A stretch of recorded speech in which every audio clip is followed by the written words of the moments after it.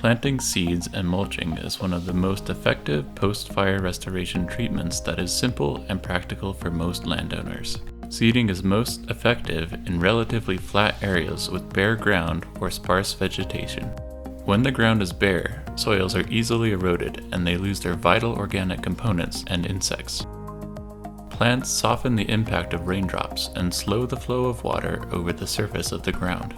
When rain slows down, it can infiltrate the soil where it is stored and travels downward, replenishing streams, the water table, and aquifers. Without plants to slow rainwater, it travels over bare ground quickly, taking soils, debris, and ash with it, eventually making its way to our streams and rivers. Native seed, cover crops, and shielding soil with a thin layer of mulch helps protect the soil, keep it moist, traps sediment, and provides a seed bed for more plants to grow. Slow it down, spread it out, sink it in. These are the seeds we recommend. A native grass blend, like the Land of Enchantment Mountain Mix from Curtis & Curtis Seeds. The native seed is small seed and it's really fluffy. It's very lightweight. It's got a mixture of a number of species in there. 2. Cover crops like oats, barley, millet, or rye. The cover crop is oats, but you can have different cover crops with a mixture of barley and millet, but just plain seed oats works well. They need to be whole oats, not steamed. These are some important considerations you might have when doing this work.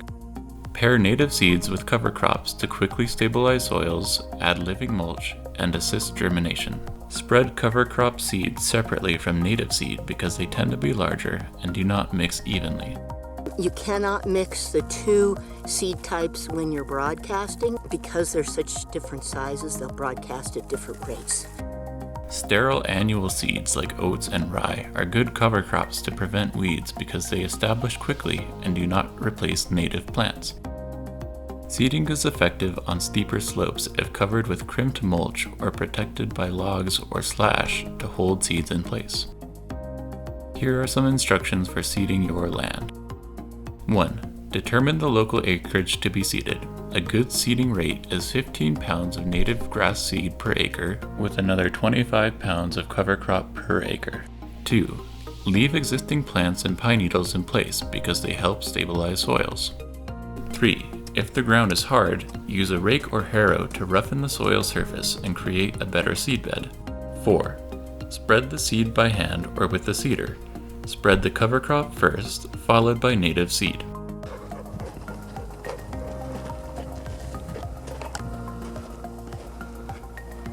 That was 6 steps.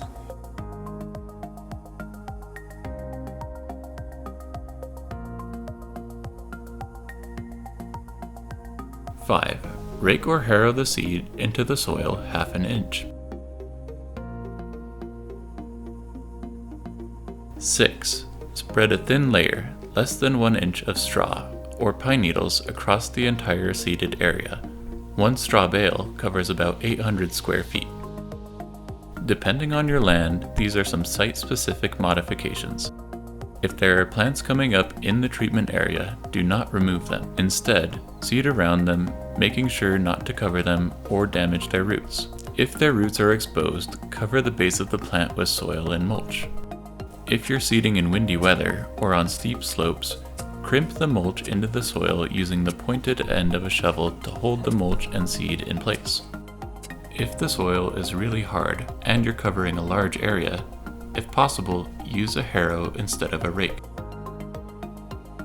Wood mulch is an alternative to straw if lightly applied. A thin layer of wood mulch or slash, less than 1 inch, instead of straw, helps to protect seeds and stabilize soils. In conclusion, seeding with native seed and cover crops helps to stabilize soils, protect against weeds, and jumpstart plant recovery after a wildfire. If seeding is done over a large area, it can help reduce post-fire flooding. Bare soils are fragile and can be swept away in rainstorms. Plants help to slow water down, spread it out, and sink it in.